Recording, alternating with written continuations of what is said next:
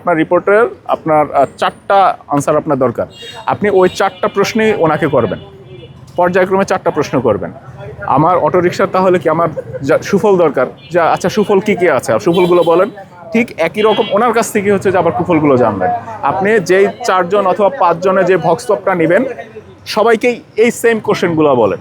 তার বাইরে 2-1 জনের ক্ষেত্রে আপনি ডিফারেন্ট কিছু প্রশ্ন করতেই পারেন, ঠিক আছে? এটা একটু খেয়াল রাখবেন। হ্যাঁ, তো আপনি ওনার কাছে যদি শুধু আপনি টু দ্য পয়েন্টে, যে কোনো ভক্স পপ নেওয়ার ক্ষেত্রে টু দ্য পয়েন্টে প্রশ্ন করা।